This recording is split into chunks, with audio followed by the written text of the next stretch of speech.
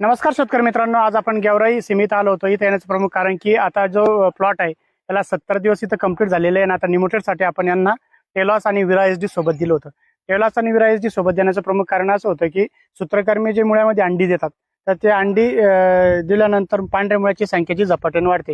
तर ते विरा एसडी मध्ये जर कधी पाहायला गेलं तुम्ही ह्युमिक ऍसिड येतं, फ्लिविक ऍसिड येतं, अॅमिनो ऍसिड येतं, व्हिटॅमिन सी, व्हिटॅमिन ई आणि एक आणखी स्टेरॉइड येतं. त्याच्यात 2-4 प्रकारचे स्टेरॉइड येतात जे की मुळ्यांची पांढऱ्या मुळ्याची जी कक्षा आहे ते वाढवतात आणि झाड निरोगी बनवतात. जिथं पांढऱ्या मुळ्याची कक्षा जर कधी वाढली तर निमोटेडची जी संख्या असते तिथं तुम्ही जी अंडी देणार आहे तर ते तिथं कमी होतं. आधी पहिले टेलॉस देऊन घ्यायचं किंवा सोबत तुम्ही विरा एसडी टेलॉस दिलं तरी त्याचे रिझल्ट बेस्ट येतात. या प्लॉटलाही आपण दिलेलं होतं. भरपूर शेतकऱ्यांना शंका होती की आपण टेलॉस मागच्या वर्षी सोडलं होतं तर एकच वेळेस सोडलं होतं. तसं करू नका शेतकरी मित्रांनो. दर 25 दिवसाला जर का तुम्ही त्याची सायकल बनवली तर रिझल्ट अतिशय सुंदर येतात. तुम्हाला काही नाही, सुरुवातीच्या 3 वेळेस जर कधी तुम्ही टेलॉस दिलं पण 25-25 दिवसानंतर तुमचे 75 दिवस ते चालले जातात आणि 70 दिवस म्हणजे 150 दिवस तुमचे तिथे कंप्लीट होतात. नंतरला थंडी पडल्यानंतर प्लॉट एकदम ग्रोथमध्ये असतो.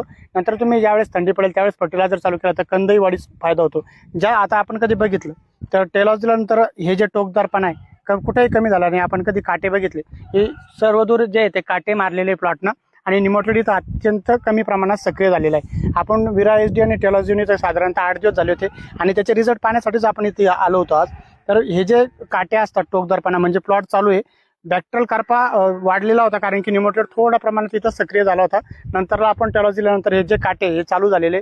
टेलॉस दिल्यानंतर त्याचा रिझल्ट कसे आले तर हे जर का तुम्हाला चेक करणार असेल तर 5 ते 6 दिवसानंतर टेलॉस आणि विरा एसडी दिल्यानंतर तुम्ही प्लॉटवरती यायचं आहे. तुमचा जो प्लॉट आहे सकाळी किंवा संध्याकाळच्या टायमाला जर कधी ऑब्झर्वेशन केलं तर पूर्णतः टोकदारपणा दिसतो. तुम्ही जर कधी तुमचा दुपारी चेक केलं तर टोकदारपणा जो असतो थोडा नॉर्मल प्रमाणात, टेम्परेचर जास्त असेल तर कमी दिसतो, पण सकाळी किंवा संध्याकाळी तुमचा जो प्लॉट आहे पहिल्यापेक्षाही सक्रिय झालेला तुम्हाला तिथे दिसून येतो. तुम्हाला जर कधी निमोटेडसाठी उत्तम रिझल्ट घ्यायचे असेल तर तुम्ही विरा एसडी आणि टेलॉसची जी रिकमेंडेशन आहे, विरा एसडी 250 ग्रॅम आणि टेलॉस 2 लिटर पर एकरसाठी वापरा.